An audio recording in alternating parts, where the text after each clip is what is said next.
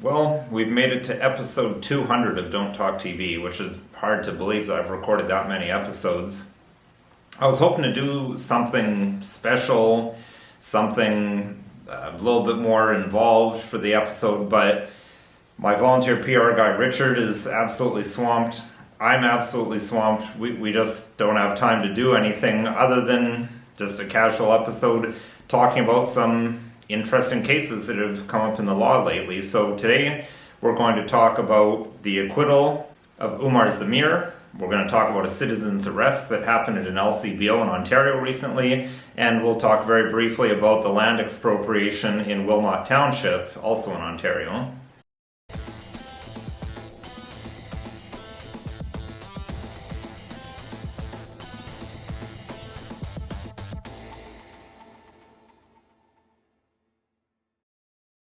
Hello, my name is Nicholas Wansbutter. I'm a lawyer in Stratford, Ontario, Canada, and welcome to Don't Talk TV. So, as I said in the preamble, 200 episodes. It's hard to believe we've made it this far. I encourage viewers to check out episode 1. You can see how I've improved over time, how we've improved our general product, and just, it's an interesting trip down memory lane to see. Episode 1 was in the depths of the COVID lockdowns, right when they'd said no one was allowed to have Christmas, you're not allowed to see family, and now my first episode was on that topic and about the right that people have to not answer the door if they don't want to. Highly recommend episode 1 because it's something that people continue to have misconceptions about. Many people still think that they have to answer the door if the police knock. Absolutely not the case, and I explain why in episode 1. And now here we are several years later. The lockdowns are over. I wouldn't say COVID itself is completely over, but at least vaccine mandates are over, the borders are open, you're allowed to go to church, not just to Walmart or Costco. But there's still a lot of stuff going on in Canada, a lot of stuff that's law related. So as I mentioned, there's 3 things I want to talk about. We'll just talk about them in a fairly summary, brief fashion.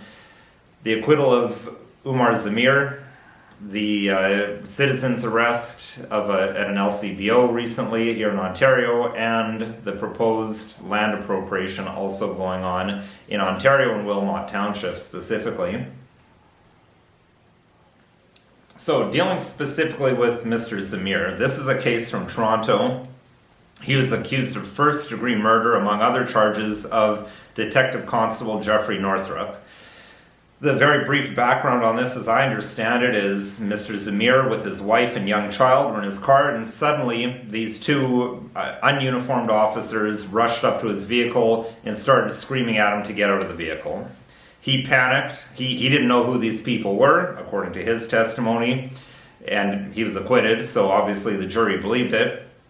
Started to leave. This van, blacked out van, pulls out in front of him, blocking his path. So he throws his vehicle into reverse to try to escape, and that's when he clipped Detective Constable Northrup, knocking him to the ground, and then drove over him as he was trying to escape. Now, Mr. Zameer said he didn't realize he'd hit anyone. He did feel a bump, but he thought maybe it was a speed bump or something.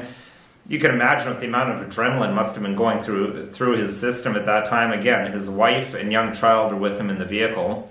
Now, apparently these officers were investigating a stabbing. Not sure why they thought Mr. Zameer was involved. I haven't read that. Those details weren't in the articles I listed. You can check the show description for the main article that I've read that gives a lot of detail on this and his acquittal and Mr. Zameer's testimony. Now, based on the number of times I've represented people where they've had these blacked out SUVs or vans chasing them, where they have people in plain clothes rushing up to them demanding that they surrender, I found, from what I read of Mr. Zameer's testimony, granted I didn't see him testify or hear a cross-examination, but from what I know of his testimony, seems entirely believable to me. It seems that police do this a lot, and even if they identify themselves as police, in the heat of the moment, you're terrified, you've got your wife and child there, you've got these crazy people banging on your car, demanding that you get out. I think it's very easy to not hear them saying that they're police. It seems that police have really started doing this a lot more, where they have these ununiformed individuals to do takedowns like this. I don't understand why they don't bring in uniformed officers. A cruiser with a light bar and a couple of uniformed officers would have totally avoided this situation because Mr. Zameer had nothing to do with what they were investigating. He would have walked away free and clear. The officers would have all walked away free and clear. So in my view, it sounds like the right decision was made by the jury. And in my view, again, with all due respect to police, they have a difficult job. They perform some admirable services, but I think they really need to stop using these undercover / ununiformed detectives so much. And for situations like this, use officers that are uniformed. I mean, there's a reason why police officers are uniformed, why they have very recognizable cruisers with lights. I think it should be used more so that people clearly know who they're dealing with rather than the sneaking up on them and taking them by surprise. Police generally try to say that taking people by surprise increases their safety. That's why they love no-knock search warrants where they get to kick in the door and send in emergency response unit. Most people would be maybe familiar with the term SWAT from the US. But I think this is an example of why ambushes and taking people by surprise actually does not enhance police safety and detracts from it. Now, the next case, we've got a bit of video we'll have a look at here. Got this off of Twitter, and this is from somewhere in Ontario. I haven't been able to track down any more information about where exactly in Ontario, but clearly it's an LCBO. You have a number of individuals who appear to be of East Indian descent, and they're stealing a bunch of liquor, and this honest citizen steps in to intervene to stop them from stealing. Now, I'm not aware of this individual being charged. I frankly wouldn't be surprised at all if he's charged, but not because I think the law has clearly been broken by what we see in this video. It's just because that's the way things seem to be in Canada, is citizens engaging in civic duties like this doesn't seem to be appreciated by the police. And I wouldn't be surprised if accusations of racism were thrown around in here. In my view, this was a legitimate citizen's arrest, and I recommend you check out episode 38 for more detail on the law of citizen's arrest. I think also episodes 18 and 19, my two-part series on Canada's self-defense law, would be worth looking at, because I think self-defense came into play here. He started with trying to make a citizen's arrest and then had to defend himself. Or the self-defense law also applies to trying to stop people who are committing a crime. So have a look at those episodes, because I spent a lot of time to give a very detailed look at what the law is, so you can match that up with what I'm saying here. I'm just giving personal opinions here. But I think when you see those episodes, you link it up with the video that you see here. I think what he did was legit, but I'd be surprised if he isn't charged. Just that's the current climate in Canada today. Finally, it's really big news in Wilmot Township about this land expropriation. I've seen a lot of signs all over the place, save our farms or stop the land expropriation.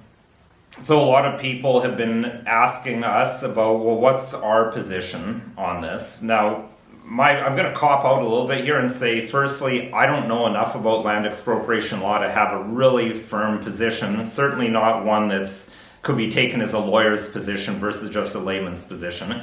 I studied it somewhat in law school, but by no means am I an expert in it at all. I mean, what I studied in law school 20 years ago is the extent of my knowledge on land expropriation law. What I will say is, though, that in principle, I'm not opposed to the concept of land expropriation as long as it's for a proper reason and there is adequate and reasonable and appropriate compensation. And in my view, appropriate compensation would be above fair market value for the person you're taking the land from, because they didn't have any intention of leaving the land.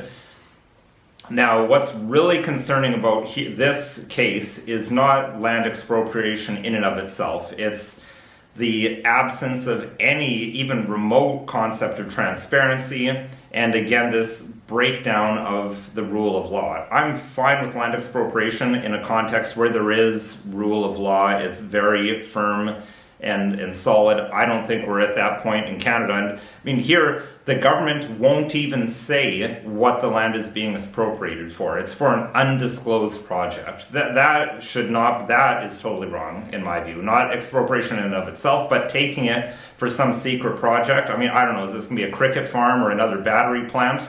Probably, but that is totally wrong. So I'm firmly opposed to it. I'm glad to see people are fighting against it, and I hope they're successful and they're able to stop the expropriation, similar to how they're successful in stopping the high-speed rail that was planned from Windsor to Toronto that would have been cutting across all kinds of farmlands. So that's just my personal views on that. So again, today we've covered just very briefly the acquittal of Mr. Zameer up in Toronto. We've covered a citizen's arrest at an LCBO in Ontario, and I've talked about my personal views on the land expropriation that's being proposed in Wilmot Township in Ontario. None of this is legal advice. If you need legal advice, contact a lawyer. You can call another lawyer or you can call me. My contact information is listed below. We're always open to hearing your suggestions, so please send those to the email address listed below. And if you found this video at all interesting, helpful, or informative, please consider liking, sharing, subscribing, and following us on social media.